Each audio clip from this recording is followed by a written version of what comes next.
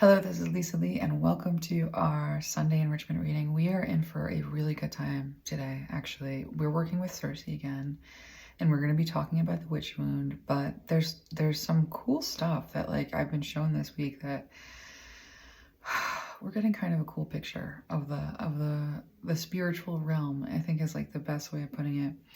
So last week we were with God, which is an interesting place that we had to go and needed to go, and that still is something that I think it's a filtered response to an endless being that isn't a shape or a form.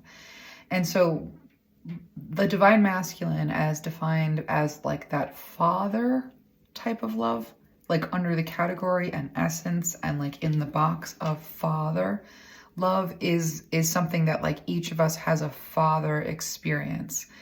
And so that's when we sort of come, we sort of go to that plane of non, it's it's an is, you know what I mean? It's an it's personified through the way that it will relate to you through the way that your heart can understand it. And so that's going to be somewhat programmed, but the program is bypassed by the faith and the instruction that comes through the faith. I don't know if that makes sense, but ultimately we all have to reckon with and discern and grapple with the notion of father. And so when I got away from that reading, I had a lot of retrospective,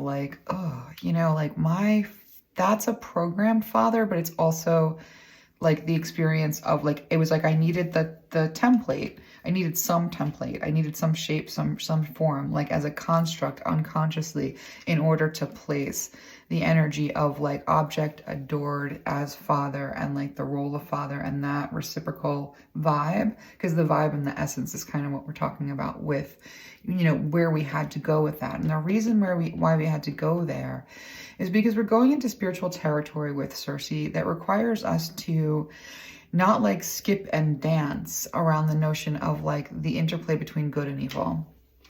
And when I say not skip and dance, I mean a lot of, we do have to honor the mystery by allowing the pace to be dictated by the process.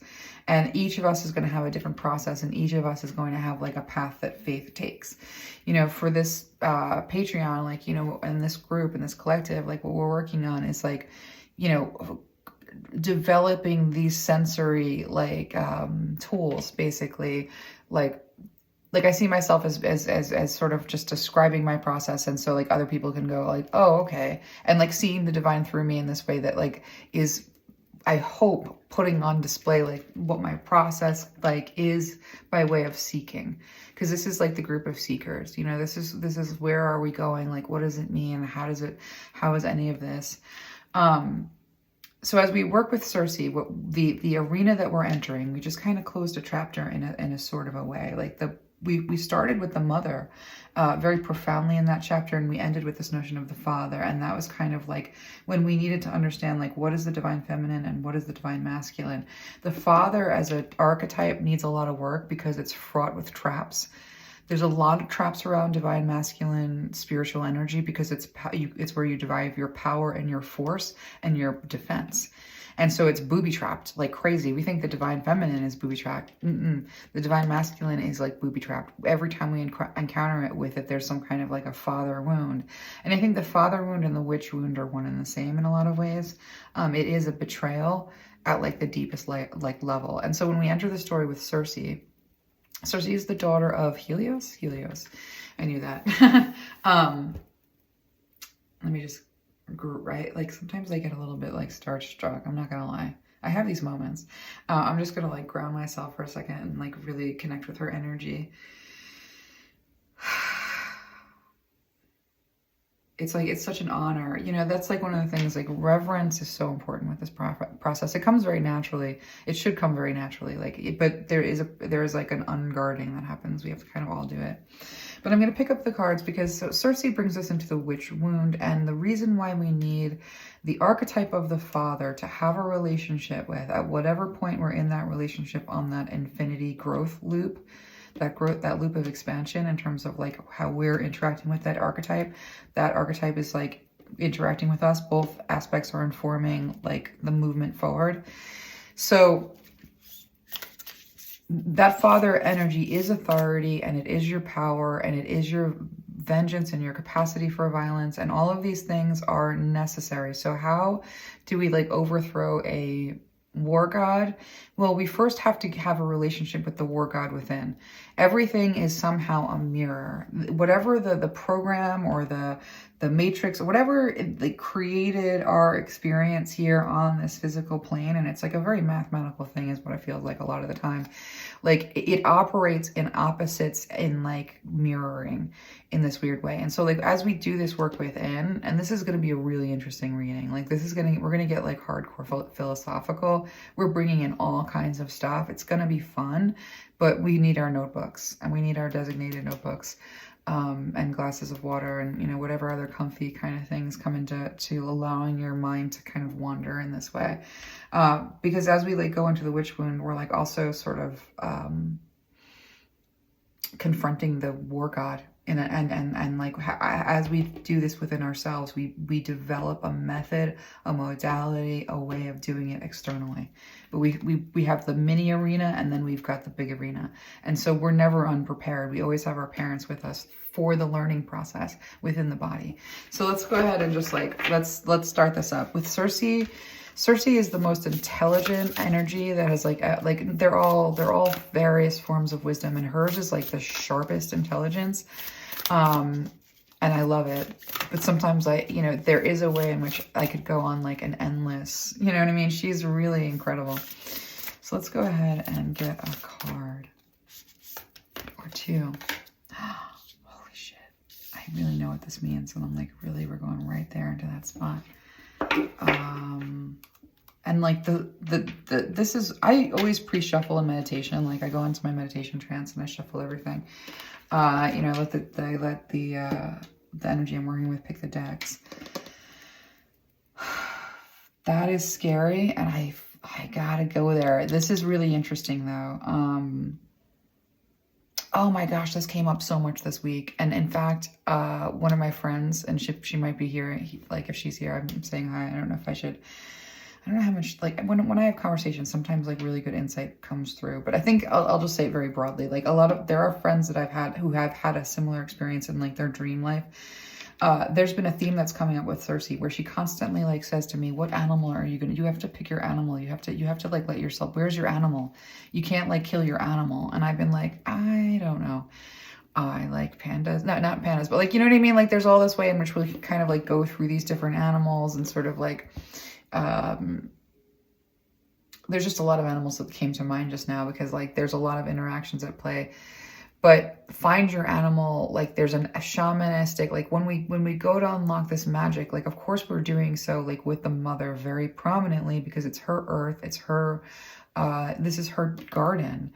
And she knows which plants are poisonous and which plants are delicious and which plants are gonna, like, so there's this way in which we have this interaction. So let me get some other cards before I go on and on, because where we're entering this is, this notion of like the shaman and the witch. Let's get some cards here. The witch wound. So we need some sense of the father in order to do the proper alchemy within ourselves, in order to pull the right energies and essences into the experience of like going into this terrain. The safety, the umbrella of like, there's a father energy that just does, it is a covering, it is a refuge. It operates as a refuge wherever you go. If you use that energy, we're talking about alchemy and bringing into our consciousness an energy that emanates in a way that like sets the tone for what we are interacting with around us. And so like we need the father energy as like, it's the backbone, essentially. It's the spine. And that central canal of communication up and down is like, and the organization and every aspect of like keeping you free to like express an experience. Like we can't really leave the body like half undeveloped. And so, part of what it is to sort of like be in the witch wound, to participate in the witch wound, is to get into a primal mindset a mindset where like nature communicates with you in meaning, and everything communicates, everything is alive, everything is conveying meaning, everything has an interaction that like participates in the creation of something that is communicating with you. The primal mind is one where you're just constantly communicating with every energy around you in a way that like you're embedded and you're a part of, and like you have a permeable quality that has become the battleground, and in many ways. And so let's go again. Let's keep getting cards because this is cool. Okay, with this Three of Swords.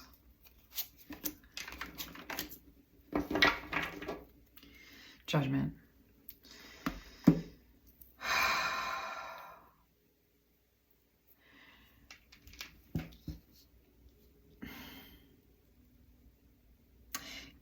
The knowledge of like the fruit of the tree of good and evil is actually like having a relationship or being able to confront evil.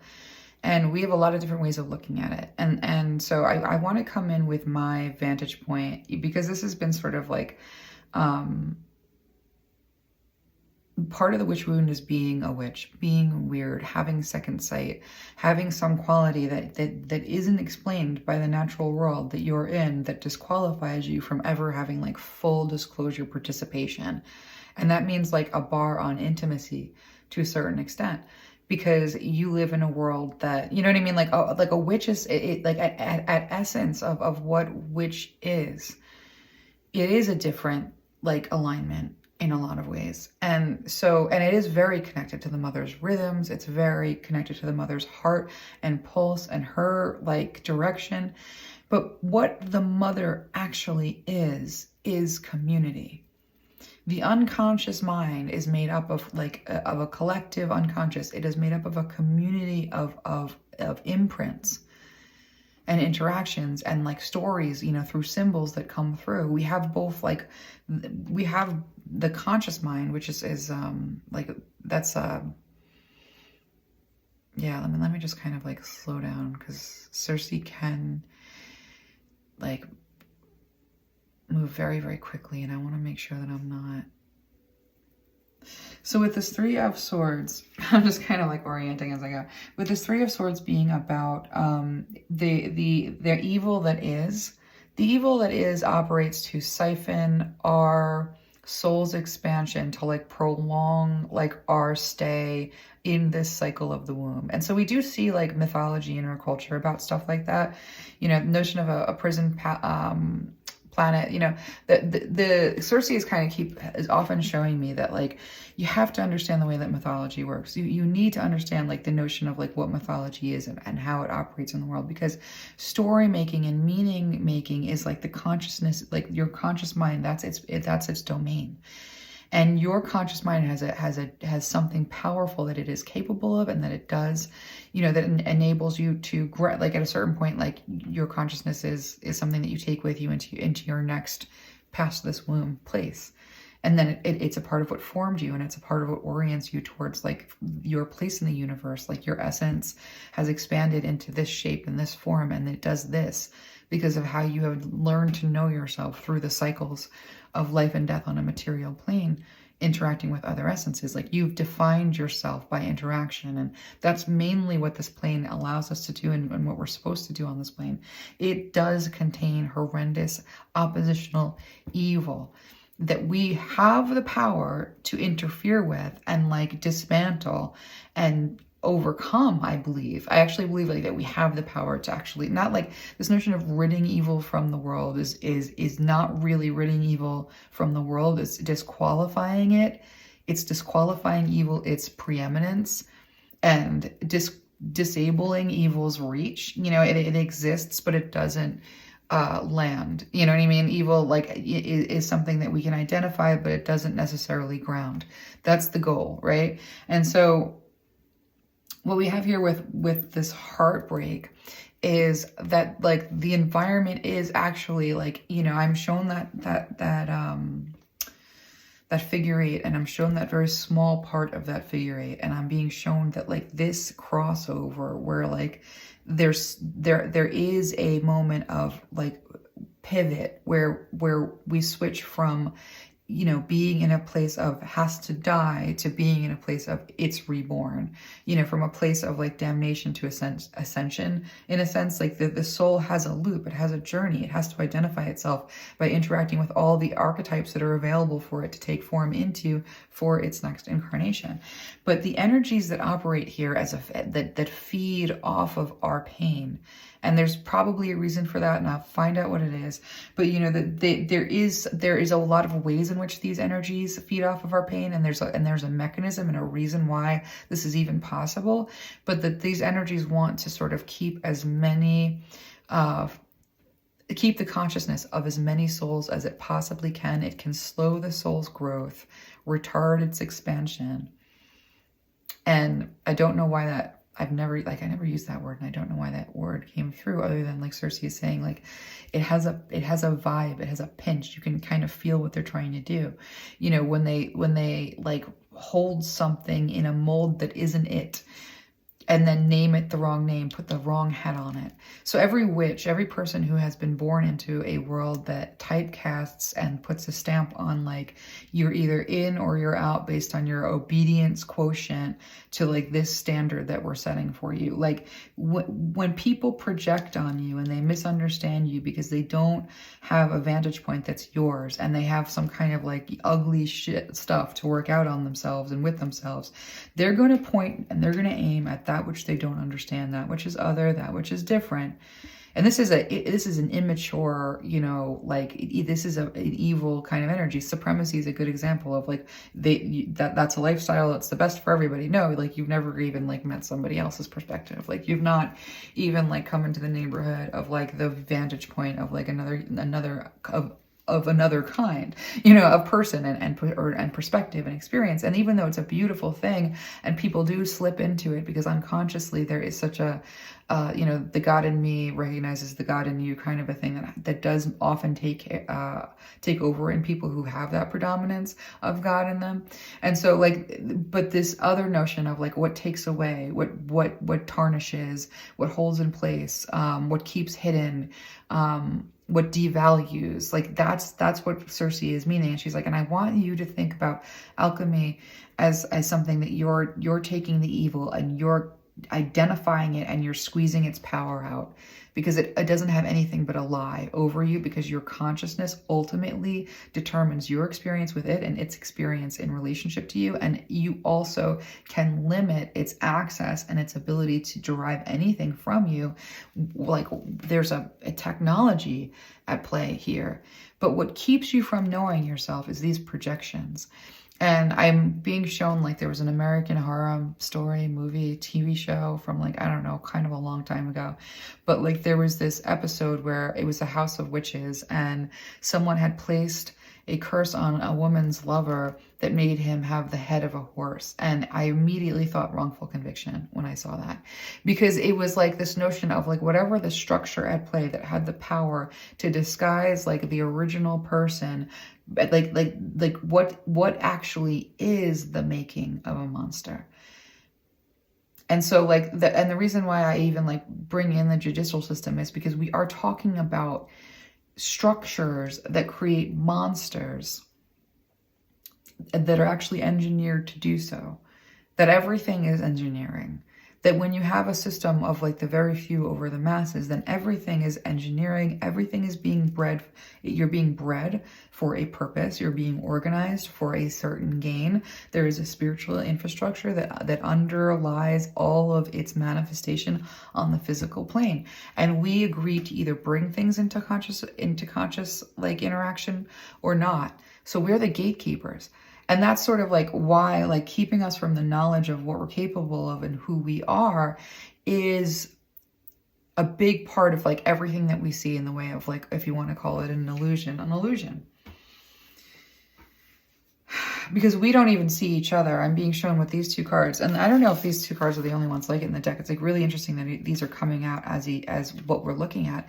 Because when we don't like adopt our animal our true animal, our true expression. And there is an aspect of like what it is to be in strong and rooted in divine feminine energy is to be very in touch with like your animal or animals. Because there is this aspect of the divine feminine as community. The body belongs to the mother. The body is teeming with life of all forms. Your body, and when we go into terrain of like actually like unlocking actual magic, unlocking the magic of our DNA, we have to visit with places where we're not afraid to be a range of expressions in relationship to nature that is understanding its traits by trying to see from its vantage point. And journeying with the energy like in spirit. Like there is something that like we are meant to learn the language of symbols, which first came to us through all of the symbols in animal behavior. The symbols used to just plainly be nature behavior, animal behavior. And this is how we learn to know ourselves. And this is how we were able to build constructs of meaning. This is how we made meaning. We observed other creatures, named those essences, were able to tie them together into a behavior pattern and character. And like there, and it grows from there, and it grows from there, and it grows from there, and it grows from there. We are nurtured through the experience of interaction on this physical plane. But the distortion comes in when like so much of what we are is torn away from us, and we're forced to wear the mask of like a false god or a false tyranny, or like we're looking at each other wrong. We're not even able to see each other. There are actual evils. There are real monsters. This is what we're talking about with Cersei. You know, Cersei's the one who knows what it is to defend herself, learned what it is to defend herself from real monsters. She's kind of showing her story and the way that she had to turn a bunch of men into pigs. Cersei is the goddess of exile. I love her for that.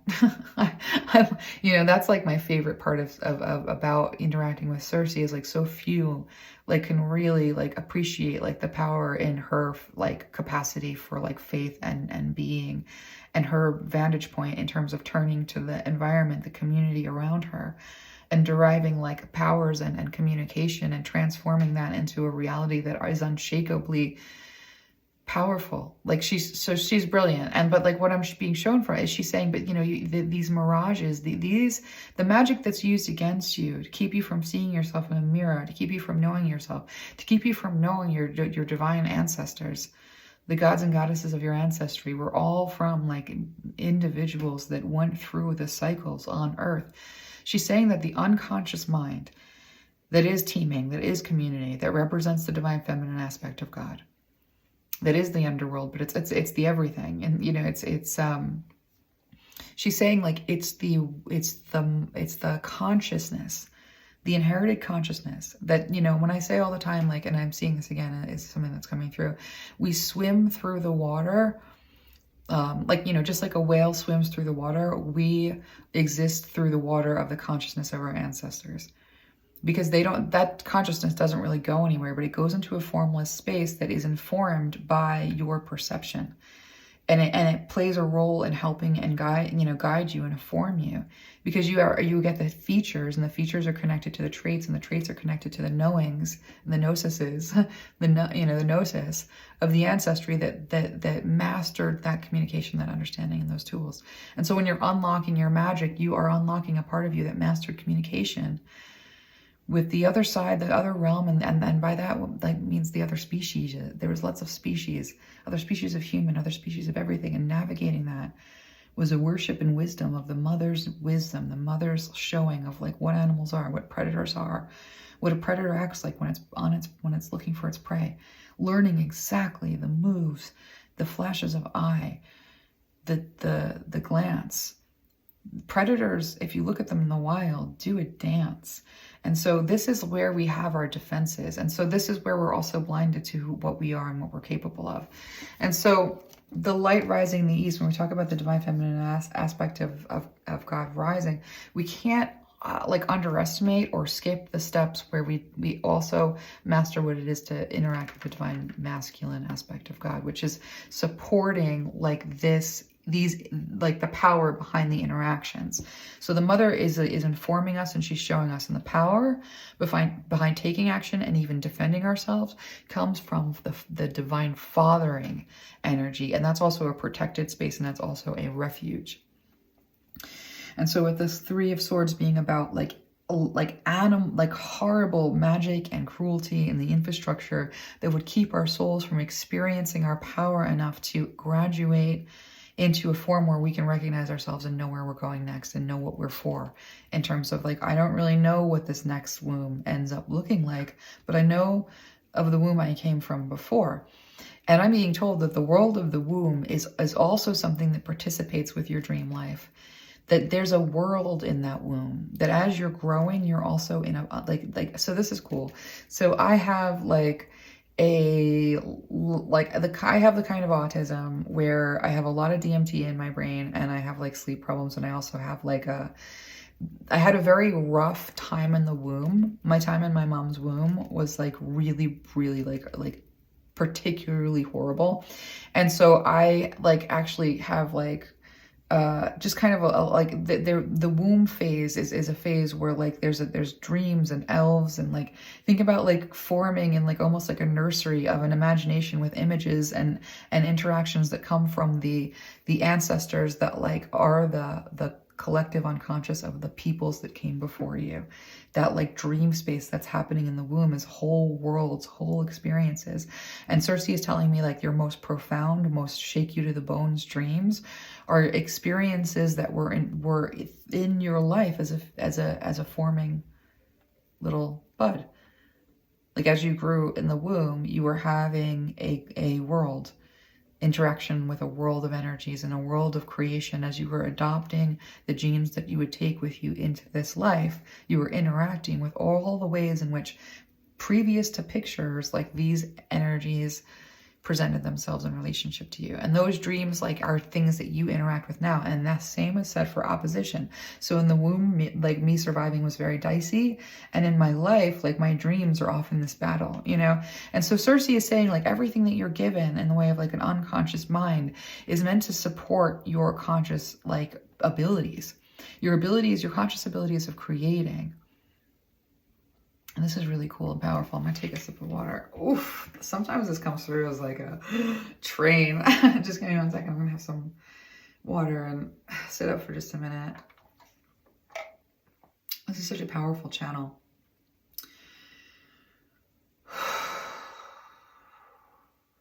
Balance, right?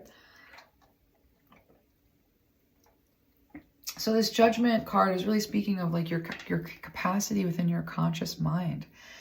And what your conscious mind is able to do collectively in agreement is like obviously creating the fabric of reality.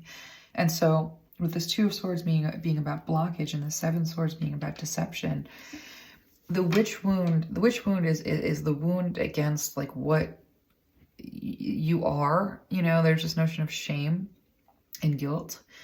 Guilt is the feeling of I did something wrong and I have to like, and I feel guilt, you know. Shame is the feeling of there's something wrong with you. And so the witch wound is very potently like an attack, because people with these traits and these abilities and this connection to like an ancestral like perspective, and that's what they chose to bring in with them for whatever survival reason that they did it in that dream space in the womb. Like there's so much choice here that we don't understand. But Cersei's saying like if you knew what you could do, you would no longer be slaves. And we're very close to that. And so she's saying, but this is wrought with being careful, and you do need the right alchemy, and you do need a relationship with a developed like father aspect of God. And that's gonna have to confront the deception. So Cersei's telling me to mention Zeus. Okay, so when I was interacting in that space with the channeling God where we were last week, I was like not really sure what God that was that I was channeling, because I had this perception of God that like was the Christianity that I was handed, that I was like, no, that's just not for me. Like I knew the name of that false god and I identified that false god's stronghold, and I'm sitting in a town that is like pretty much like, you know, one of those places, but like thank goodness that there is an indigenous population that actually rules this land. Like, let's just be clear. So the land belongs to her people and her people belong to the land. And thank the goddess and all of the glory that is in the heavens, that they are the ones with the power. thank the God, like I could just scream this from all of the heavens. And we should, because it's this consensus of knowing that creates the power structure that exists in the unconscious space, because we influence that unconscious space. Because that unconscious space and the inspiration that comes to us in the way of the muses doesn't come from nowhere. It comes from our input when we declare that the people belong to the land and the land belongs to the people, and there's nothing that can separate them. And they are the principalities that truly rule this area, which is why there is love, which is why there is kindness, which is why there is healing. And, you know, they always, I'm not really allowed to talk about them. And I think that it's important for me to just tell you that part because I'm done talking about them. They have real limits on like that. And I kind of want to explain it because I think it's cool. And I think we need to think about this for a second. So I'm permitted to explain the concepts, but I'm not permitted to go beyond that. Okay. So I'm going to bring you into what it is to sort of begin to connect with this primal mind and derive meaning from the interactions that you're able to have in this way, in the places and the spaces where you are. So the population that I love here so much in spirit is the indigenous population. Like love. But they're like, don't take a picture of me also means don't make permanent on this thing on the phone. Don't make permanent something that I told you. Don't convey something that was given to you. It's sacred. I gave it to you. I gave you this wisdom. You are permitted in conversation with a person, like, to say it, but you're not permitted to make it permanent. So like no pictures also meant like no relaying of messages that end up like that. And so like what I told you in terms of my like gratefulness and love and appreciation was like my opinion. That's not conveying their wisdom, but their wisdom is to be shared between persons. Their wisdom is not to be, they're like no pictures. Like that's against what we are. You know, you have sacred experiences with each other. Like it's so cool, right? So I'm going to leave it there. But I think it's important for us to understand when we are able to communicate with the ancestors, whether they're our ancestors or the ancestors that are, you know, the land belongs to, that I just had such a beautiful vision, and it kind of knocked me, because like sometimes I'll see these flashes of like just the spiritual like richness of like the like really what's around, but like there's this feeling of like danger, you know, like this is what we're talking about with deception, and this is what it means when there's no intimacy, there's complete separateness, there's total annihilation, and then there's complete like, and then there's being enslaved when you cannot be seen because you are wearing the mask of a horse that is like imposed upon you. That is not you. That is the way that the world sees you. So the way that the world sees the witch is wrong. And so the first thing we need to do about the witch wound is say nothing that they're telling me is true. And so she's bringing me back to this notion of finding the father.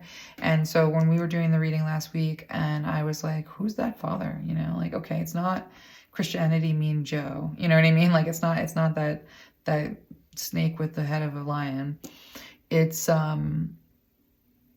who, you know? And so Cersei said, well, you know, you have to provide the form, because that's part of like contract of like what it means to come into recognition, what it means to come into accordance, and what it means to come into coherence, is that, you know, the world of the womb that formed you and the stories therein and the energies that you interacted with, finding your way home to the space that you were created to occupy, it has a lot to do with being able to communicate with what those essences are and where they need healing and where they don't, and what your mission was and like what's helping you.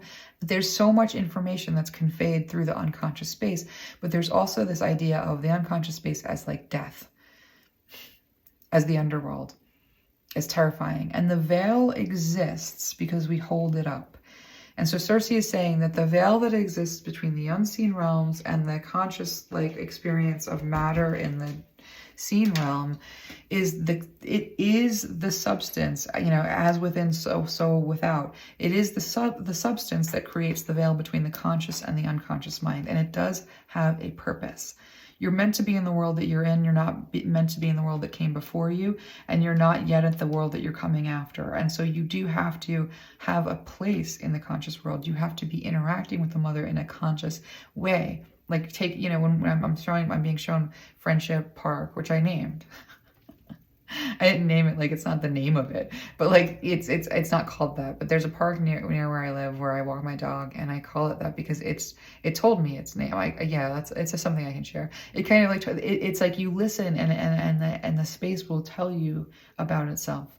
You feel, and the space has a story for you. And you know, Athena showed me when my dog is tracking a scent, that's how the mother communicates with her children, is these faculties that she gives them to know themselves and to know what it means to learn in that way. To be able to like find a path that creates a pattern, that creates a meaning. This is part of the evolution of her children. And so when we are when we're put into this deception, when we look at what it is to relate to a father and that authority and that power that we have within us that takes dominion over everything else in our consciousness, because our consciousness is the dominion that we take. Our consciousness and the shape our consciousness takes is the dominion we take over that world. Because that world doesn't exist without our permission and our acknowledgement. We have to perceive it. And to the extent that we can create defenses against perceiving that which is unwanted. And we can learn how to use our consciousness to actually do the magic of fighting wars and battles that don't need to happen on the physical plane. And that's a spiritual warfare angle that Cersei's kind of bringing in when it comes to fighting this deception. And so where are we? We're at 36 minutes. We're good. I'm just going to stretch for a second. I have to like always pace myself with very strong energies, and like Cersei's so strong and it's so beautiful, but I need to kind of like, I always have to find my center and like root with Gaia, and then like move into a space that feels like I'm like very spacious. So I'm just when you're channeling, if you feel fast and rushed and like tight, stop and like open your heart space with like Sophia energy. Breathe your essence like right down that central canal, like call forth the God of that essence, because that's the same. You're an emanation, you're unique, but you're still that. And then you pull yourself in and you ground yourself into Gaia, picture your roots, you know. So it's sort of like, I always think like pacing yourself so that you can find yourself in the process is super important. And so when we, you know, come back into, it's like as we enter back into this, you know, she's saying like everything is constructed, you're bred, you're manipulated. Like you can see how bred, manipulated, you know what advertising is, you know what propaganda is. Your ancestral gods, all of the stories that were preserved. And in this, Cersei's sort of talking to me because I'm of Greek ancestry. I have Greek ancestry, I have Irish Wales ancestry and Irish ancestry. So I'm talking to the energies that I have a framework in my dream space for. And so Cersei was like, you're a daughter of Zeus. And I was like, oh, just like Athena, like I get it. Like, you know, she's saying, so she was trying to explain to me that God created in that space with that vibe, that essence, that form of like my ability to like enter the energy, and then a perception formed and a vision of like what it is kind of came together. Suddenly it was taking a form and it was interacting with me. Like as I kind of saw it, I found it's because there's a template. You know, that's where the archetypes come in, and that's where identifying where you are in relationship to an archetype and working your way through that archetype was. And the reason that I was encountering that God was because I needed to learn how to properly war, and I needed the power within me that knows how to war. So I needed the light attribute of the war God in order to fight the shadow attribute of the war God that is falsely reigning my world. So that relationship has to be restored, but your relationships to the deities, because they're aspects of God reflected in your traits and abilities.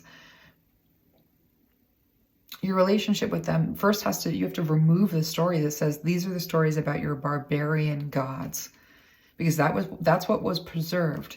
The wisdom, the theology, the philosophy, everything that you're seeing that they scraped. It's the influences of the stories that were of meaning of that archetype's journey. And the way that it's like worshipers worshipped it, the places in its journey where it was exemplifying that which they should exemplify. Everything was everything about this is aspirational. You're given this relationship where like the stars communicate their meaning through your experience of understanding them, like identifying the bear in a cosmic sense, identifying the animal and its traits and its attributes as like the first building block in that archetypal structure, and then looking up and the stars have a relationship and attributes, and they have an essence, and we personify them. And that personification is this way in which we can communicate between the veil in our conscious and unconscious mind. That spirituality, religious belief, it serves a function. It's a container for translate, like for an ability to communicate. And so doing it right is really important, because the veil is there to protect us right now. Because there's a lot of predatory energies that really, really benefit from our not knowing our own power, not knowing ourselves, not knowing that my concept of God is Zeus, and that's not some kind of a terrifying monster in the shadow attribute of those stories.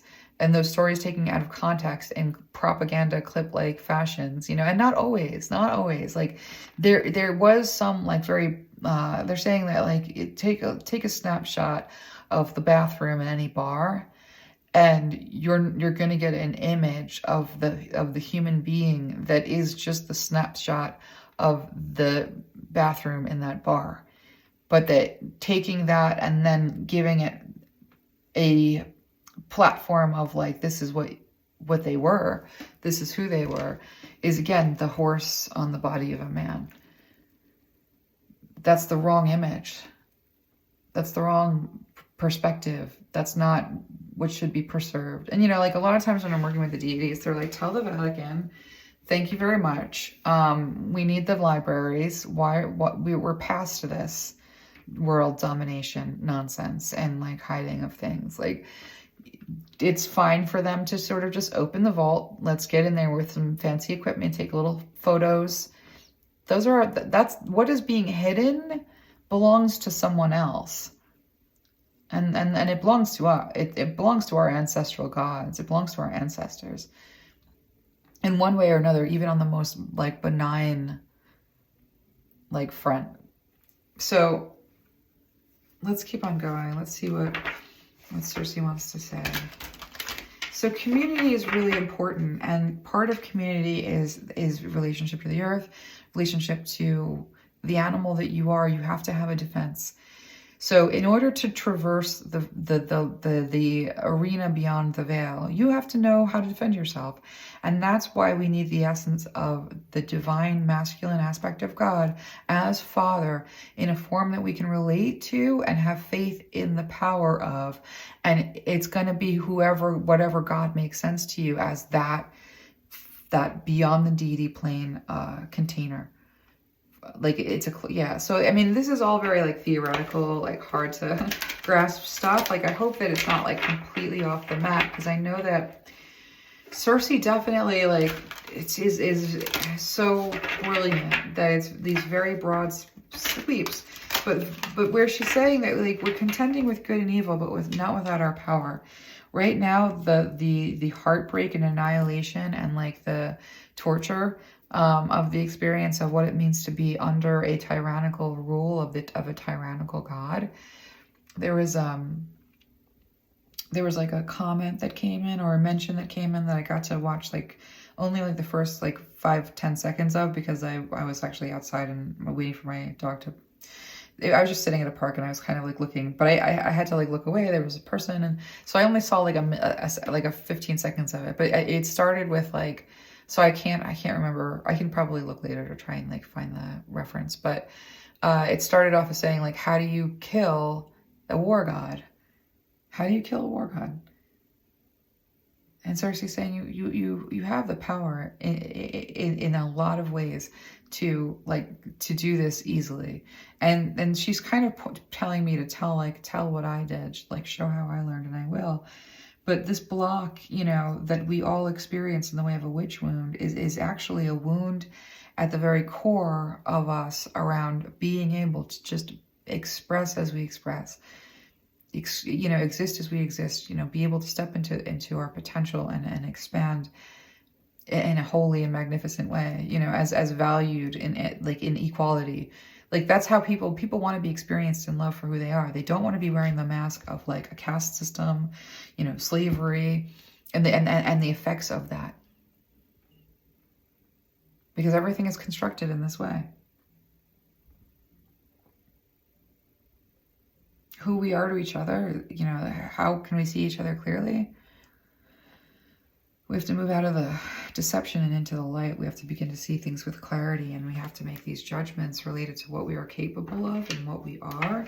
And in the unconscious space, that's going to be everything that falls into the category of beyond the veil corresponds to your unconscious mind and your ability to interact with that unconscious mind and command that unconscious mind and tell that unconscious mind what is welcome and what is not welcome. To do this, you kind of need a spirituality. You need a sense of God. You need a sense of goddess. You need a sense of authority. You need to know what's working for you. And so, one of the things that Cersei taught me this week, when we started with Cersei, we got a lot of really cool information like right away, and it started to look like the puzzle was like unlocking and we were going to get it all and understand everything. But she really said, here's like the basic mechanics of beginning to think about what it is to know yourself, to come out of this, because your soul and your soul maturing and all the gifts that like help your soul mature and everything you get in response to that maturation in terms of power and defending yourself and expanding, like all of this is wrapped up in accessing your authentic expression. Like it's about taking off this false god's curse on there's so much fear of like, what does it mean to be seen? And so when we started with Cersei, there was this moment of like encountering Solomon, and like one of the major visions that I saw with the energy of Solomon was I saw a body and I saw it cut open. I saw a body like flayed open, right? This is one of the things that I saw that I was like, oh, I don't like you. I don't like the way you do magic. So I saw a body like all the way cut open, and I saw him actually making seals, because in the body, like all of the powers correspond as within and as without. So like the magic of Solomon, which translated into like a really ugly reality as far as I'm concerned, was to open up the body and to identify which areas of the body like corresponded to which gods and which powers, and then to take command over them and like seal so that you can't access, so that no one could access within their bodies the powers without having to get through like a certain story and a certain structure and a certain agenda for a certain fucked up god. No offense. I'm sorry if that's like harsh, because there's a shadow and light attribute to every deity, and that particular deity has been a ruler and shadow attribute for like an immature little for a very long time. And this has sort of been like, how do you kill a war god? Well, sorry, I got so mad. I kind of like lost the channel for a second.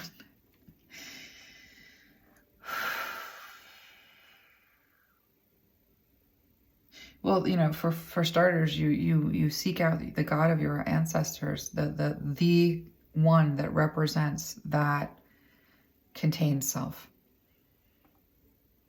Because the mother as the body is community, and the father in the body is authority. And a kind of structure. And fire and power and a kind of magic that is defensive. So when we start to sort of like untie these seals, these knots around all of our powers, which is what this is what we're doing. This is the work that we're doing. We're confronting the limitations spiritually, and we're beginning to sort of find where, like, how these things work, what it means to make, sense of it, like how to form coherence between these two aspects of the mind. What does the relationship between these two aspects mean? Like, what does a thinning veil really amount to? Because it can be a problem with chaos. it can be being overwhelmed if we don't have that alchemy in place that says, I'm not dealing with this. You're not in my environment. I'm not perceiving you. And one step beyond that, like we have the power to like set things on fire and blast them back. And that's what I've been learning lately. And that's been a very weird lesson for me. And so I kind of want to like take a minute. Let's see how we are with time. We're good. I want to take a minute to sort of come into this notion of like defense strategies that are spiritual in nature and why they work the way that they work, because I've been learning them. So, you know, the first thing that happened was I had to sort of deal with Solomon, and I was like, ooh, I don't like, you know, no thank you. No thank you, sir. Absolutely, absolutely not. No, no, no, no. That's not, you don't trap the mother. The mother's the body. You don't take nature and start binding it. Like, what are you, crazy? You know what I mean? So that was my energy, you know, in that situation. And then this energy got very defensive. It hated me and didn't want to leave.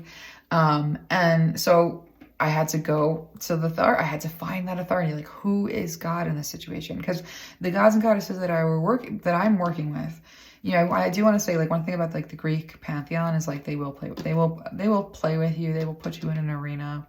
They give me everything I need to find, like, you know, my higher ground and to just champion that right through. Like, I'm good with it. But like, it's funny how like I think each ancestral team, because the ancestors on my dad's side are very different.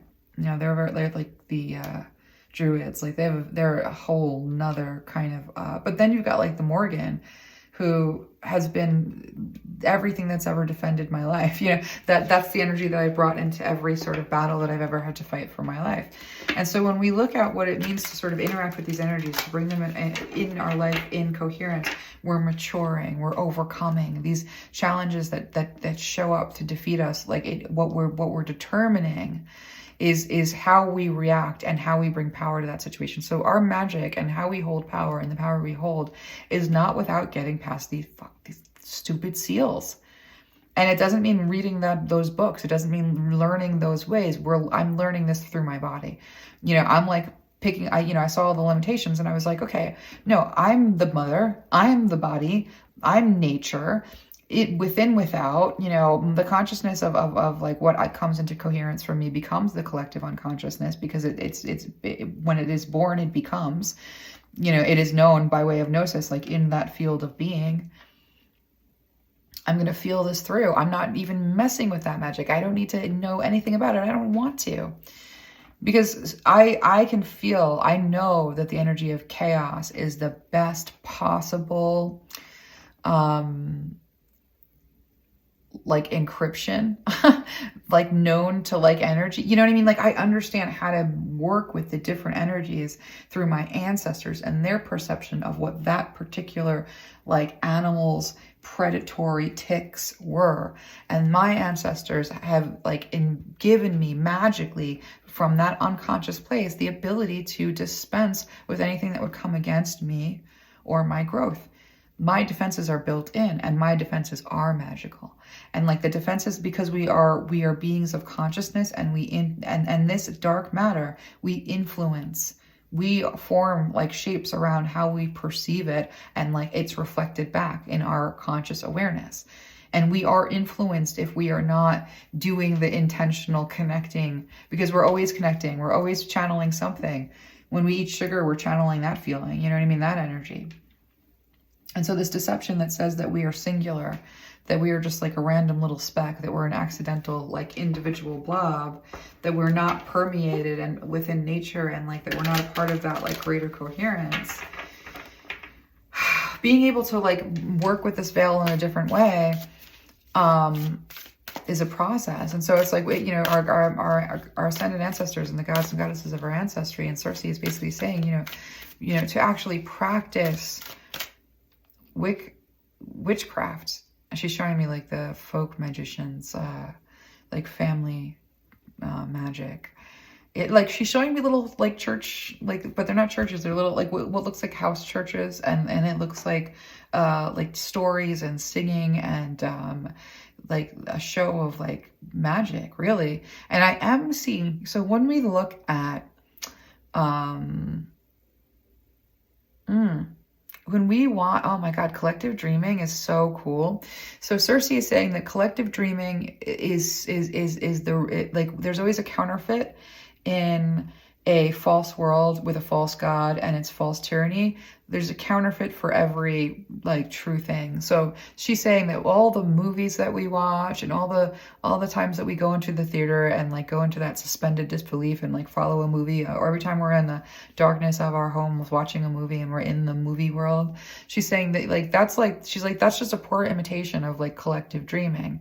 And so she's saying, you know, to dream, to be in like a space of collective dreaming was almost kind of like watching a movie together. Like the vividness of our ancestors' sensibilities about like the meaning derived from their environment and the personification and communication that came through the unconscious minds, that like there's this beautiful like magic that they were able to sort of agree upon. And like when we watch these fantasy movies and like somebody's like alakazoo zippity doo and like a little blue spark like flies and it like sets something on fire, even a lot of the violence that we see in these movies is about vanquishing and banishing the forces that would seek to take control of our progress and our growth and our capacity for like self-actualization. And, you know, that witch wound is about the disempowering, the killing of the indigenous mind.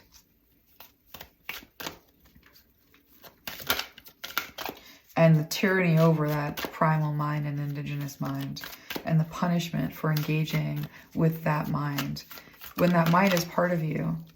And so when we begin to unlock these things, it's because we encounter these demons on our path that are set to keep us from self-knowledge, self-actualization, and the power that we would get from that process.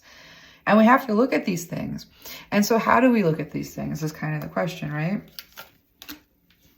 Pandora's gift, of course. In the world, not of it. And then the shock of the new, and softly, softly, the tender touch. Oh my gosh. So I'm going to take a 2-second break that you're not going to notice. I'll be right back. Okay, we are back. Just needed a little snack. I just needed to take a minute.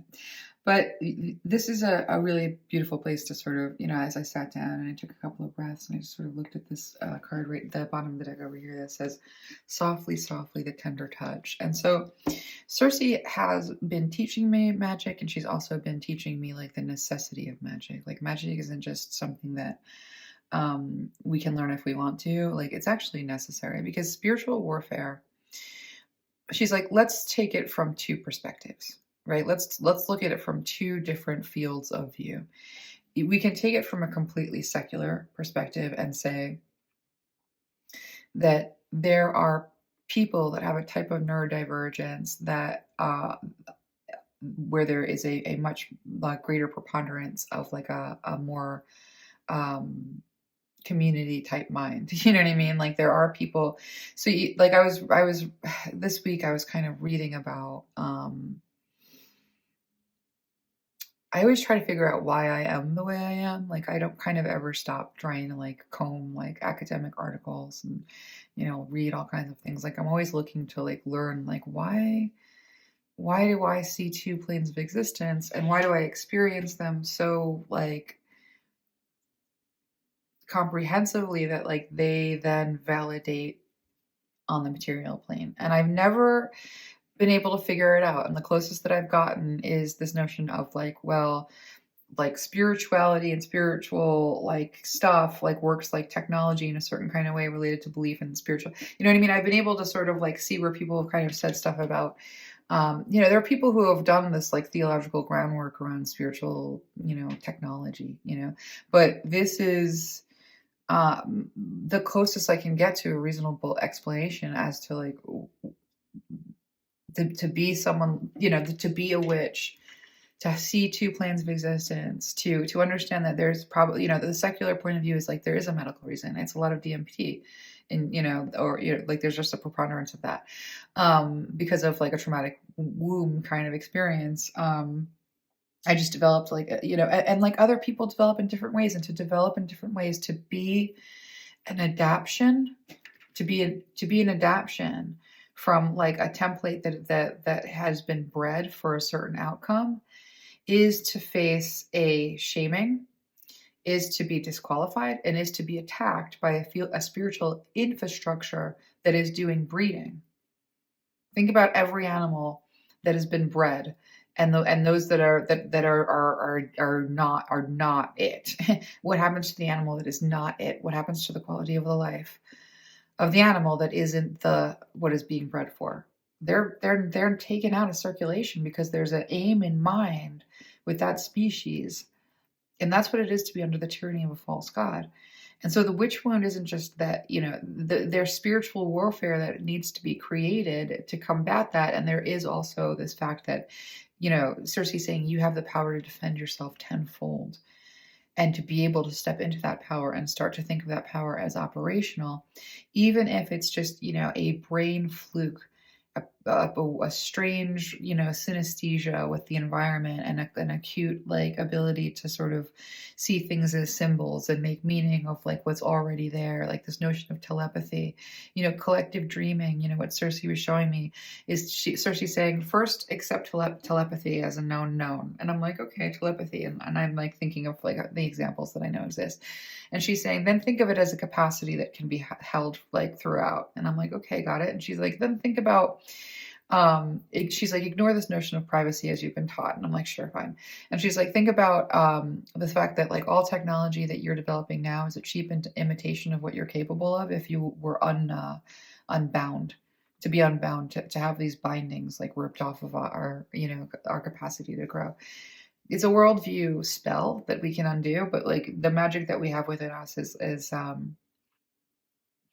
she's saying, I just have to find the channel again because I just got kind of overwhelmed. But yeah, so she's basically saying that I'm bringing this back over to this notion of reconnecting to healing the indigenous soul that we carry. We all carry a soul indigenous to a place where we were developed with the environment, and the environment was our gods and our goddesses personified in various ways, and we knew them and they knew us, and they told us who we were and we told them who they were. And the witch wound is also the wound of the orphan, the wound of knowing that you miss your home and you can't find it. That's going to be the witch wound. That's going to be a brainwashing against what it is to be naturally related to the land that you're on, and to know that essence. One of the first things that I realized about the Morgan when I felt her essence was I felt the step under my feet. When you go from one country to another and you hop off the plane, there's a vibe. There's just a vibe. You're this is the vibe of this place. Before you even communicate with people, the smell and all of the things that come together, they have an essence that's conveyed where you're this place feels like this. Analogous to when somebody walks in the room and your back is turned to them, but you feel it. So we feel things and we feel the presence of a place. That's the deity. That's the essence. And it has an intelligence of its own. And it has a relationship to you because it formed you genetically. You formed around it and with it, and it informed you, and it informed your place in the cosmos. There's always a reason for these things. And so being ripped from our land was the first step in taking us from self-knowledge and how to know ourselves very personally as our unique expressions of the cacophony, the kaleidoscope of the traits that survive to join us in one way or another in this advancement of the soul. It's a really beautiful thing. And so that softly, the tender touch means we have to heal the indigenous soul, the witch wound. And then Cersei says the abomination, the child being ripped from the mother's womb, the child being ripped from the mother's arms, from her chest. That's the witch wound. And everything that came after that is a personification of how it operates to take us from our mother, to take us from our bodies, to take us from the source of our magic, our youth, our vitality, our what we're meant to create consciousness with is boundless expertise. And so softly, the tender touch means we're not forcing our magic forward with some kind of diabolical need to have power from it. These places, as we unlock them, are filled with pain. These places are filled with rape. These places are filled with slavery. These places are filled with war.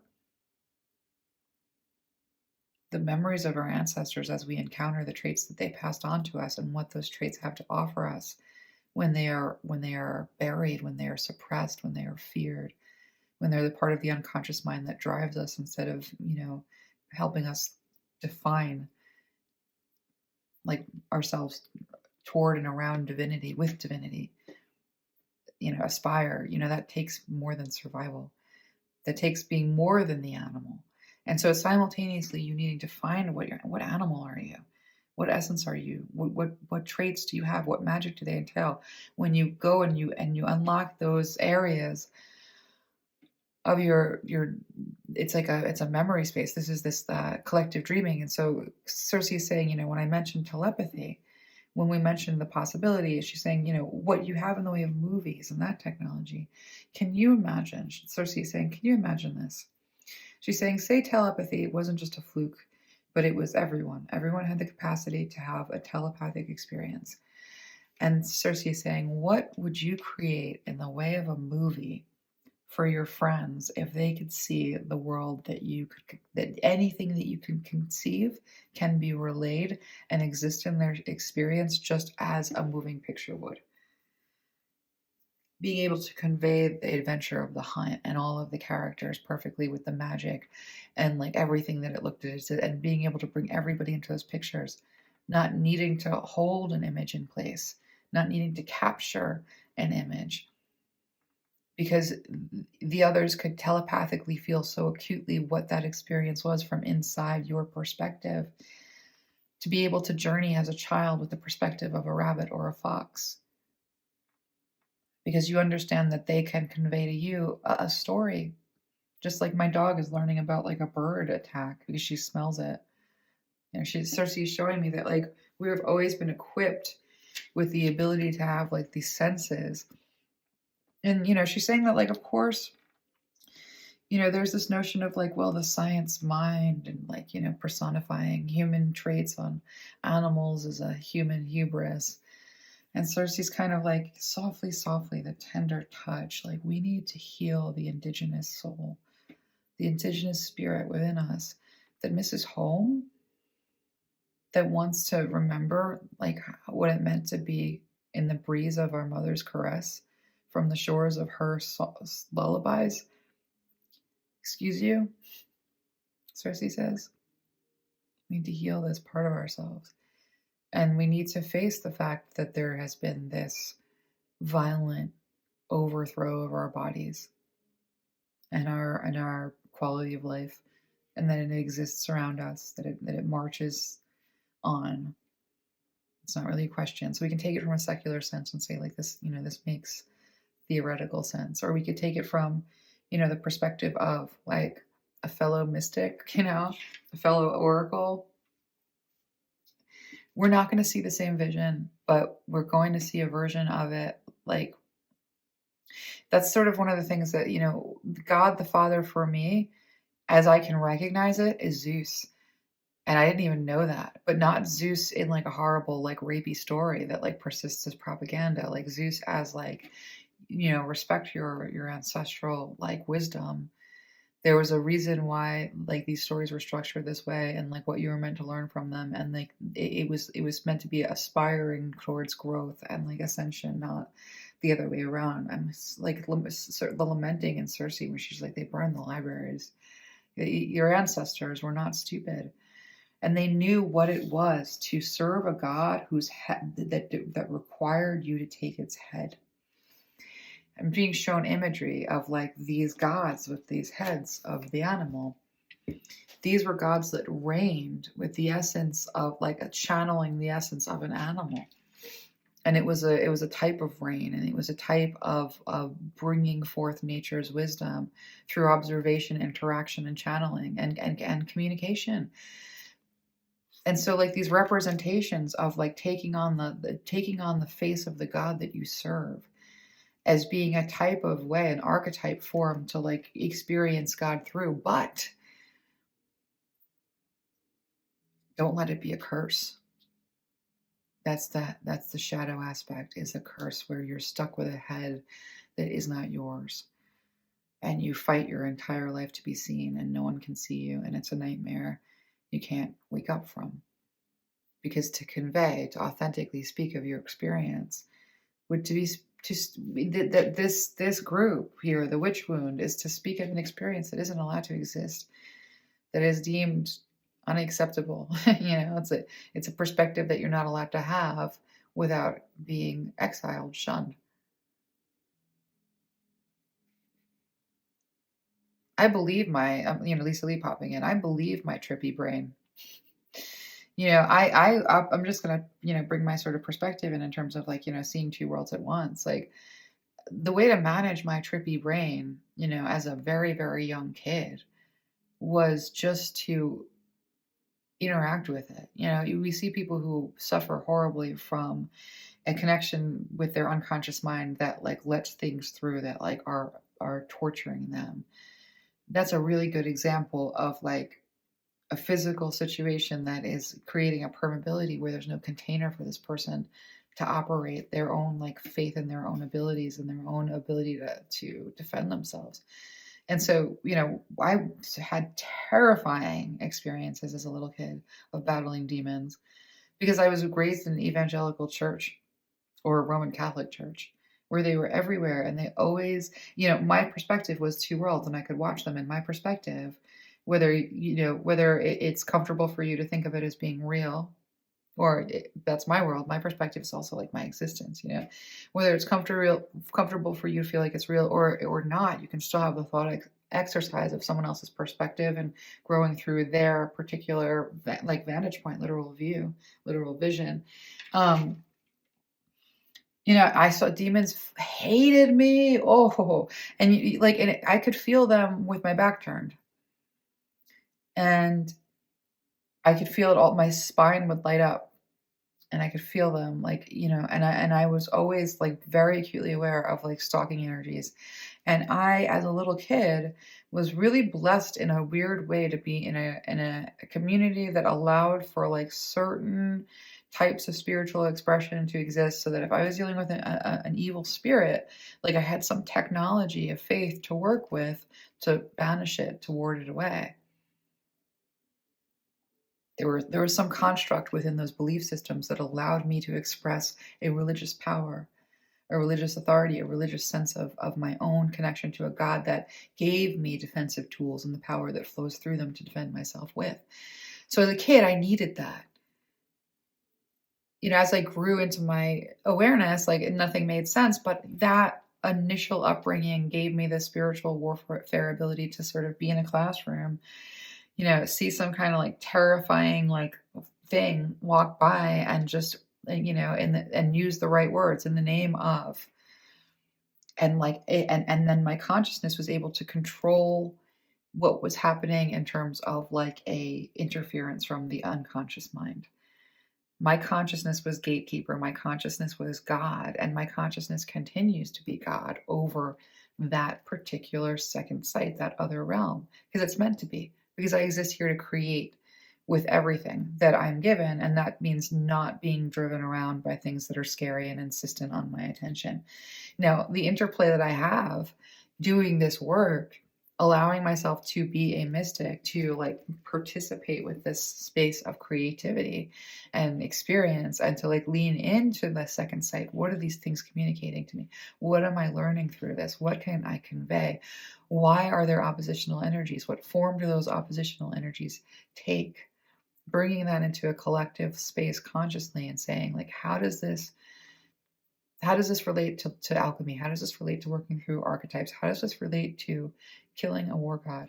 Or not killing it, but overthrowing it, because it needs to be overthrown.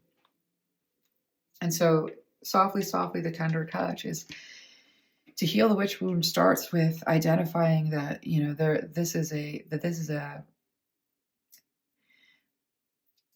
the freedom of expression, is taken in some ways when it comes to our unconscious mind.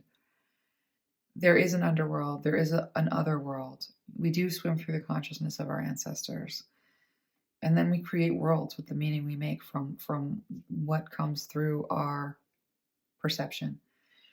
And so with the softly, softly, a tender touch, like, when we talk about the witch wound, we talk about the most primal violence imaginable.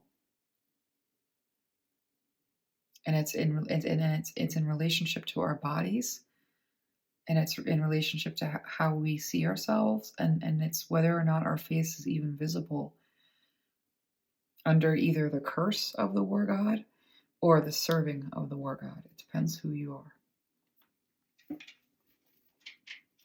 And so we take back our bodies, we take back our faces. We do so with compassion and love, and softly, softly, the tender touch. Your body is the mother's. Your expression of love is the mother's. And you do have the capacity to refine your magic. And you're meant to, as you do this work, as you explore your archetypes, as you enter into relationships with your ascended ancestors, and you enter into relationships with the ascended gods and goddesses of your ancestry. They're gonna be the gods and goddesses of your ancestry, and they're gonna work the way that they work. And my gods and goddesses of my ancestry, Zeus, Athena, they put me through the rigors in terms of my conscious development of the spiritual realm. And so for me to learn what it means to have a defense system against powers and principalities that would enslave me spiritually, so that I can't access my magic because of shame, because of fear, because of what would be done to me if I displayed my anomaly, the exile. That's why we work with Cersei right now, that she is the goddess of exiles. She was exiled for her displays of witchcraft because they were baffling to the gods. Where does she get her strength? Who informs her movements? Those war gods don't understand this kind of power. But it is power over them. And it's why Jesus scared the demons the way he did. I was asking Cersei, because she was showing me the pigs and she showed me why she did it. And I totally was like, oh, I get it. Oh my God. I would have done the same thing. No, we are on the same page. To see it is to understand, to be in the space of these deities is to be like, oh, 10 times over. And that's kind of what it means to enter their stories from a different perspective, because there's going to be parts of it that aren't the propaganda that lead to the story that was actually told. But what she's showing me with Jesus is she's saying, why were the demons so scared of him? Why did he roll into town and the demons were like, what? It's the Son of God. How did he scare them so much? Because he figured out what his consciousness was capable of. He suddenly understood that it's a choice. He suddenly understood that the technology of faith wasn't bound to a dogma or a religion. You didn't have to serve an infrastructure. And he understood that his conscious mind, with all of its faculties, could use its sense of vision imposed over the unconscious mind through the veil and cast the demons out with fireballs. And Cersei said they said of him, he commands the angels.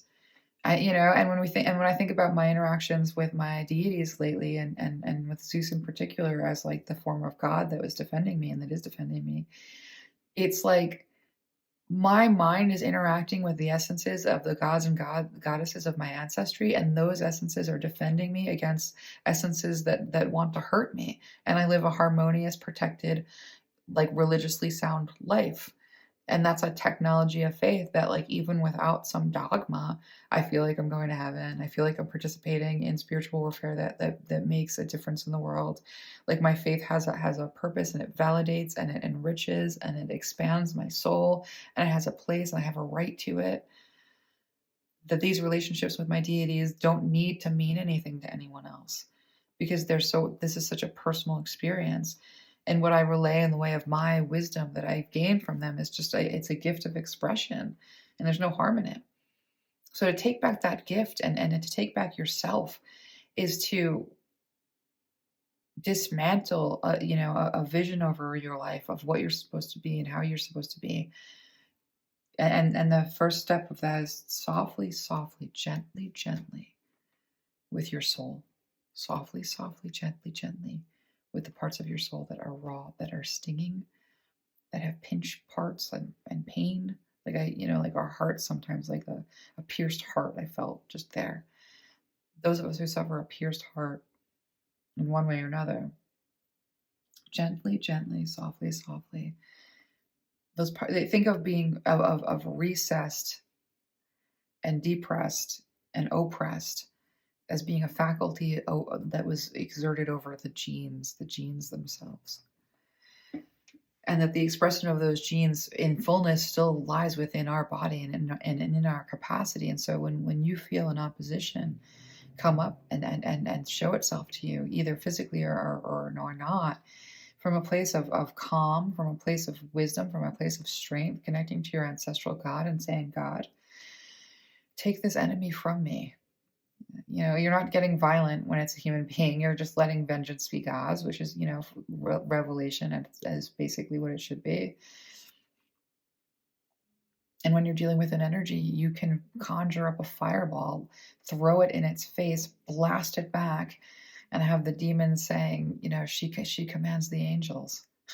You have that power with your mind, over your mind, and anything that interacts with your perception. And so and doing that and having that power over your internal landscape, like in relationship to beyond the veil of your mind, so that you're able to access all of the richness and the wisdom of the community of that space and everything that those stories have to offer you.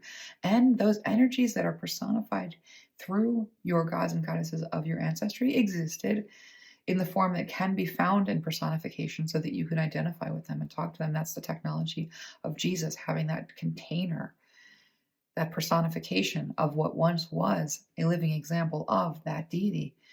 And in the case of our ancestral gods, that was the essence and the combination of essences that was the deity that we are an extension and an emanation of. And so there's some beautiful correspondences there. And that as we enter into these relationships, again, there's going to be fears, there's going to be programming, there's going to be ways in which we think we look like we don't. We think that the way that we look and the way that we're perceived is who we are. And this is a false God's imprint, that we're releasing our soul when we're tender, softly, softly, cherishing all parts of ourselves. And knowing that as we encounter these things and the demons that come up when we want to get out of our comfort zone, for instance, that we have the power to say, spirit of defeat, I command you to leave. And if you don't, I will throw a fireball at you and you will incinerate. Cersei's been giving me really powerful spells that are these little prayers. One of the most powerful ones was, my faith fights for me automatically, infinitely, eternally, internally, externally, my faith fights for me. And it was like a mantra. And I was and it brought to life this notion of faith as an essence that's like a cacophony of essences assembled at your soul's behest to guide you. So faith is an energy of a bunch of energies assembled at your soul's behest to guide you. And I thought that was wild. My brain fell out of my skull. That when we actually practice with the wisdom and the divinity of our ancients, that they give us the tools to defend ourselves. And now my faith fights for me automatically, infinitely, externally, internally, externally. My faith fights for me. And that's a relief. And the energetic shift that happens in my body when I say that, and when I say that on a loop, the empowerment and the release from having to fight or defend myself that I feel from that combination of words as spoken and experienced and interacted with, and what faith brings forth in terms of its character as I'm doing that. We can't be afraid of this, and so the healing of this indigenous soul and this indigenous space is finding our anger, finding our rage, finding our animal, finding our powers, and then fighting all of the evil spirits that are the overlords of this dark war god. And we have the power to do that. And it's a meditation, it's an exercise, it's a spiritual practice, it's a prayer, it's a communication with the divine. It doesn't have to throw you off balance, because you have to live with 2 feet on the ground in this 3D dimensional world, creating into the space that you're given in the way of a life, working with the materials in the minutia, growing, changing, becoming stronger, like having goals. And so like this is this that you do both, that one doesn't cancel out the other, and that we don't need to have an overlapping or a war between perspectives in order to fully access the wisdom of both aspects, the unconscious that is collective, that is community, that is not yours like as a, but you do have dominion over how you interact with it and how it manifests in your reality, or any reality for that matter. Pandora's gift speaks of that. To get this vision is also to encounter lots of scary stuff. But you encounter the scary stuff with a faith that is unshakable. And and I was given a spell, and you take the tools you're given. Cersei gave me a spell. So, I am really pissing off the war god. Doesn't like me, not surprising.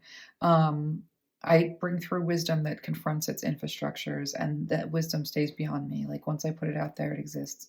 Even if I just think it, that's one of the things that we have to understand about the community aspect of the unconscious.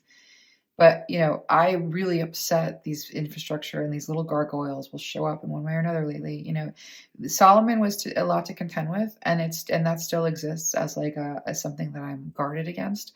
But once I understood that Zeus is with me, essentially that's like a father energy. I don't feel afraid of anything, and I don't feel like I don't have control, because I do, right? I've come to understand that. But as a practice, as something that I've been doing, I've had these meditations with Cersei, who's kind of teaching me what spiritual warfare needs to be. Doesn't need to make the rules in the unconscious space are not the rules in the conscious space, and that by actually tending to that garden in this kind of you can call it an imaginary space if you call that, if that's what you call meditation. I, for one, think that imagination is our spiritual warfare. It's our gift. It's all of our weapons. So when they talk us out of it at 5 years old, they're just depriving us of any defense mechanisms whatsoever in the spiritual unseen plane. And so then we become at the mercy of the predators of the unseen plane. And so, yeah, your imagination is the thing that gives you a weapon in your hand that can cut off the head of something invisible. Because if you're in the invisible, then you have a weapon called consciousness that can conjure up any weapon at any time and defeat your foes. And so when we watch this collective dreaming of the fantasy fiction on TV, and we see the moving of the elements, that's the defense that you have to bring to the unconscious space when the unconscious space is infringing upon you. But you have to know you have that power, and then you have to know where that power derives from, and that power derives within you from the part of you that is like your central spine canal, that's connected to God. That's the power that's infused by and supported by God, and that's the power that drives your will into a manifestation of powerful energy. And that energy takes the form that you give it. The unconscious mind, you are the master of. For whatever reason, your conscious mind can speak life or death over whatever is trying to interact with your perception. And sometimes it's a little bit of a battle because of all the programming that's been hijacked. And that's the Pandora's box. So being in the world and not of the world is first of all beginning to heal that witch's wound, that indigenous soul that aches for its mother, that aches for the land, that aches to handle the tools and know the songs and have the wisdom and the connection and the community. In the world, not of the world means you're not supposed to look like a slave or a master. You're not supposed to look like that. The clarity here is that there is something new, and that it might be shocking, and you might shock people, and half the people might like you and half the people might hate you. But you're healing that witch wound. And when we think about interacting with magic fearlessly, we also have to have some sense of our defenses. And Cersei taught me with something that was coming up and just bugging me. And she was trying to teach me that, no, like our magic is important and having your power within your magic is important. And no, you can't necessarily like, shoot a fireball across the street because you're in a temper tantrum, but you can in the spirit realm do exactly that. You can, using the faculty of your imagination, feel the threat of an energy and using that same faculty of your imagination, blast it back. And she's like, think about what you do in dreams when you defend yourself. And I was like, yeah. And she's like, when you can't defend yourself in dreams, like what happens? You're evacuated from that space. She's like, you're never really defenseless, but you can be tricked into feeling like you are and thinking that you need to find something outside of yourself to create a defense. And that's the brainwashing. That's the false doctrine. That's the spell over what your face looks like and what you're capable of. And so, to know that you're a magical creature is to know that everything that is like developed as a technology that you have to buy from an external source has like a true version in the annals of our ancients' libraries. And that the control of the body and the control of the feminine and the control of the earth are all wrapped up in the same like dismantling that's happening right now. And you're a part of that dismantling. It comes with your judgment. And so I'm going to just pull just a few more closing cards because we've been going at this for a long time. And there's a lot that was brought through. Like, I feel like we covered a lot of ground. She's saying, it's reimagining the spiritual space, reimagining interacting with our mother. Yeah, the world card. It's a new day. It's a new spiritual, there's a worldview that we can create through a spiritual interpretation that allows for a healing of the primal soul, that allows for the witch to exist in the world but not of the world, as a creature between the worlds, of her own and his own like perfect expression, and not at a threat of unseen forces that try to exist for the purpose of keeping this stuff locked down. We're entering into this era, but we don't battle our way in. We softly, the tender touch, enter into beautiful spiritual arenas where we encounter our ancestors, and we don't fear that things will prop up. We don't fear the memories that will come from those meditations, because we know that we're here to bring our presence to that pain, that community, that divining with bringing that divinity of the mother into these spaces, and also bringing the power of the father into these spaces too. That we like carry that with us. So intimacy in the 8th house, then the mother of this energy of the Queen of Cups, this nurturing energy. That's very much the tender, like being with the body is like holding it like she's saying, hold your body like it's been abused, and tell it that it's going to be okay, that we're going to heal this space, we're going to clear this temple, we're going to like unlock these doors. Healing and Chiron and the ascendant outlook. This is ascending. We're ascending and we're healing, and as we do that, we're bringing a nurturing, mothering love to the spaces where we discover that isn't my mask. That's not who I am. I don't have to prove anything. I'm loved as I am. There's so much healing that takes place, but it takes place by not needing to be of this world in any meaningful way, because of this world is bred that way. And everybody has the capacity to like uncondition all of that binding. But this is a process that we do, the witch wound is one that keeps us from self-knowledge and self-knowing and the intimacy with our support systems that are spiritual, that are comprehensive, that are powerful. But we bring healing to that, not by like cursing the absence and the drought of that ground, but by softly, gently calling in the energy of your ascended ancestors, your goddesses, the goddess of nurturing of my ascended ancestry. Please bring some relief. Please bring some wisdom. Please bring opportunities. Please show me a different way of looking at a certain circumstance. And that can be, and it doesn't have to, it can be your connection to Jesus. The shapeshifter speaks of this. The shapeshifter speaks of this notion that your God and what you perceive of as God, what you're able to conceive, what container holds your faith, the picture that you have and imprinted in your unconscious mind, it's different for everyone. And some people that's Jesus, and some people that's the light attribute of the war God that is found in strains of Christian faith that are not evil. The where that dark war God hasn't taken hold. Places of gnosis and finding gnosis exist everywhere. And so the shapeshifter really speaks to, your container for your faith is one that resonates as true for you. And all the aspects that come into like getting to know the divine and interacting with the divine, the divine feminine aspect of God is many, many gods and goddesses. And the divine masculine aspect of God is it's father, and it's not supremacist. And so the big healing that really has to happen is because we do have some form of a hierarchy that it exists not as the corrupted version. Remember, we're looking at a mask. We're not looking at the reality.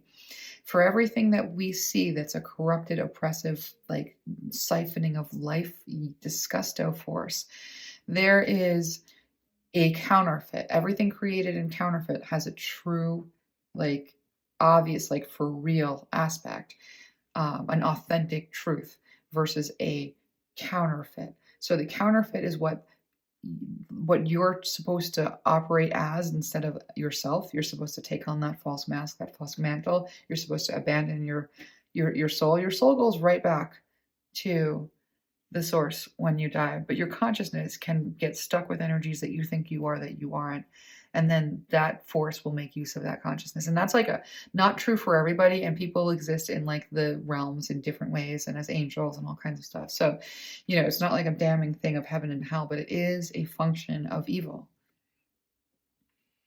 And so what it means to reconnect with this stuff is to know that like the counterfeit of patriarchy and hierarchy is not the truth of true authority and spiritual authority, and a type of center of gravity and a whole that contains the infinity, a farthest reaching edge that protects the edges. There is a father force, and it is the voice that you use when you command a demonic stronghold to stand down. I was given us this spell that it was, I was encouraged to sort of like not be passive, to not be forgiving to things that like are trying to kill me, And Cersei gave me blue fire of pain, burn out their claim, make them vapor, make it rain. Disposed and disintegrated, detangled, returned to the chaos, disassembled, never taken, never together the same. Like I have that written on my little board, and it was like I did that, I saw that, and like I realized, of course they don't want us to have power, because what I saw when I did that spell, and when you do it, when you're given something like that, you're meant to see something, you're meant to learn something. It's not just words. You're supposed to understand the meaning of it. What I saw when I and I'm jumbling it because it's at a distance that's a little far for me to see. Like I saw that the force that I saw as evil was using the consciousness where a soul had departed and the consciousness identified too heavily with a force of evil. And the force of evil was the war god. And so the force of evil was the war god. And the consciousness that this war god energy, which it was just an energy without its own consciousness, it was using the consciousness of Solomon that was attached to it. And as soon as I was able to say, oh, I see, that consciousness doesn't belong to that energy. That consciousness is being driven around by that energy, and the soul of that consciousness has already returned to the ascended light attribute of its maker. So what I'm looking at is a hologram, and I'm looking at an egregor, and I'm looking at an angel, a false angel at that, riding it like a horse and making all kinds of tactical decisions of deception using everything that it understands as itself. So when I did that and I saw the fire of pain burn away these are all attachments, plugins that this energy had claimed on that consciousness as itself. And I was like, it's not yourself. It's not you. And then I said, this is false. This is illusion. Make it vapor, make it rain. Meaning not only do you make it vapor, but you bring the rain to like disperse it, because it's not real. And it doesn't, and then it says dispersed and disentangled. I saw the quantum entanglements like snap open. And then I saw like this like chaos, return to the chaos, disassembled, never together the same, recycling the energy. And then I saw the energy that was holding it get sucked back up, like in it was like an airlock, suck it out right into chaos. And I saw that ring of chaos as an indestructible boundary, like an algorithm that cannot be cracked because it's chaos itself. And then I understood this nature, and recycling whole thing. And so that's the shapeshifter is like, we have to understand that when we're working with the unconscious mind, it doesn't play by the same rules. When we're working with things that are on the other side of the veil, not playing by the same rules, but we have the advantage. We have the power, and everything that we see in the way of fantasy fiction is a collective dreaming about a memory of when the worlds were without such a veil, and the communication did happen, and the way that we operated in that world with our powers looked a lot like witchcraft in the books. And so this is a gift, but it's a gift that comes with a lot of healing, and it's a gift that comes with kind of a shock of what does it mean to be like coming from a primal mind, from that permeable place, without fear, without feeling that we are vulnerable to some kind of possession. Because and I'm hearing kind of Athena come through on this, and I'm also hearing Cersei come through on this. The possession is you have to get up every morning, and your whole life is taken over by the drive and the demands of a cruel master who thinks of you as something that it's your cattle. That's possession. Real evil always wears a mask that's a counterfeit scary. So the exorcist is not that's just there is a permeable, there is a needing to have an authority and a spiritual connection and a God and a spiritual community that can take authority over things that have run amok and need to be disassembled, that need that spell to come forth another way through another culture, because it's very particular to what developed and what was expunged and how that expunsion operates until it's expelled. There's so much going on there in the way of magic and spiritual technology that we've been divorced from for so long. But your gods, Cersei told me that the sun, she said the shape of it, the face of it, the vibe of it. Each community, each culture had their sun god, their Zeus. It's not a hierarchy. It's that's the spine, that's the life force, that's what we fight with. And the mother is what we cuddle, hold, nurture. You know what I mean? These are energies that we understood that there was a supreme nature, but that wasn't a perverted supremacy. And so, we have to engage with the war god. We have to be able to see the light attribute and the shadow attribute and understand this continuum, and also identify and access our own gods and what it is to be in that power of this is my, God, my God of all power that I'm bringing into this unconscious space to take dominion. Because it's not that we're taking dominion from supremacy. We have to defend ourselves. Athena is saying, why do you think I'm the goddess of war? What do you think I had to do to get this? How did I become me? How did I become the virgin goddess? She's I had to fight off every advance that came at me. And so she's I was a development of what was considered Zeus's perversion in aggressive pursuit. He created from his thigh or a headache that which could defeat him by being more powerful than his predatory nature. We inherit not only the attributes of our parents, but also that which needs to be unwound and undone and come into harmony and coherence. And so they're on a different plane, in a different realm, and a different form of creation, and even maybe in a different time where time doesn't exist. So parallel dimensions. But yeah, the shapeshifter, the God, we're meant to, yes, have a sense of that which contains the whole but also like, and as being the father, and that which is the community of the whole as being the mother, and that we do have power to take authority in a way that's responsible. And Cersei's saying, and irresponsible. You know, this is done both ways, but she's like, but to know that the magic is already there at work and every day, that each ritual that binds you to the routine that serves a corporate ladder is just another brick in the comprehensive magic spell that keeps you a slave. And she's saying, so, you know, we can start to fight these powers and these principalities in relationship to like mastering our coherence between the conscious and the unconscious mind and our expression of those two aspects.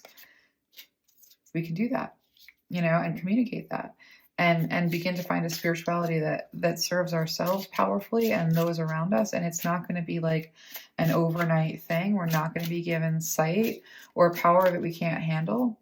And our guides are kind of in charge of that with us, you know, like we're kind of determining our pace. So I think this went really long. Oh, I think it's like almost like maybe 2 hours. I can probably two-part it. Saturn, you know, is that authority, you know, a relationship with that authority, and the light attribute is being able to channel that wisdom and that power into setting limits for others over your space, your sovereignty, your body, your, you know, and those structures that would come against you and those energies that would come against you. That's that being able to use that power of Saturn that says not one step forward. You will not pass. I do not accept this. I am the final word.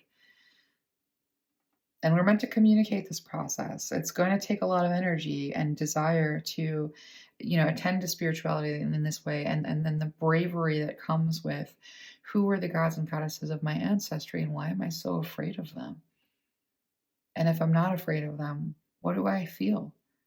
Do I feel like they exist? Are they accessible? Or do I feel at a soul level that somebody else killed them and they're dead and they're murdered and that I'm weaker and should be ashamed because my gods couldn't survive that horrible god of war? Does it feel like that relationship to divinity?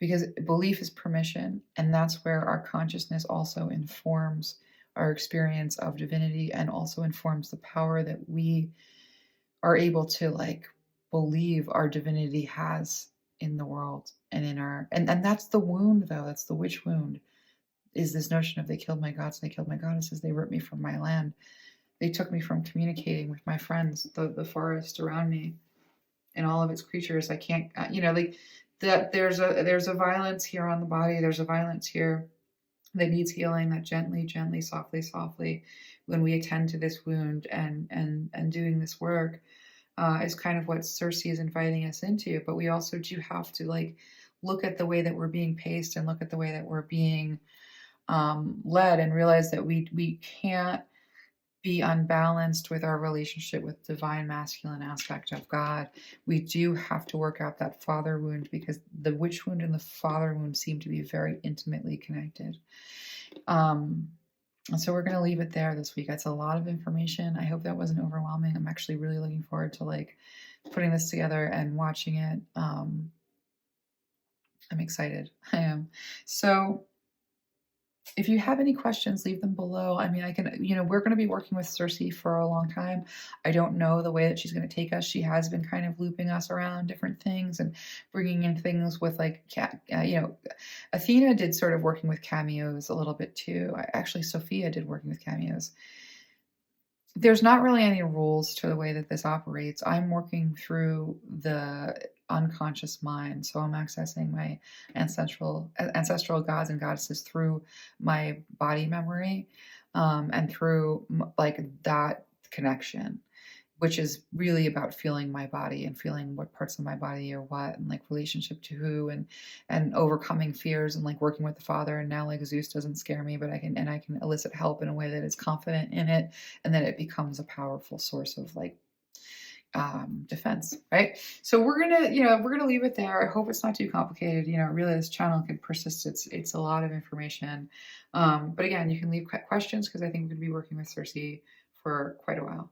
And the Gospel of Cersei is coming along, but that's just going to be it has to sort of come out all at once, I think, and or else it's too choppy and difficult to follow. She's got a lot of layered information that I want to be bite-sized so that it's accessible, and not overwhelming to me or anyone else. So that's why that's going to be a slow process, but it's ongoing. So it's some cool stuff. But let's leave it there, and I'll see you guys again next week.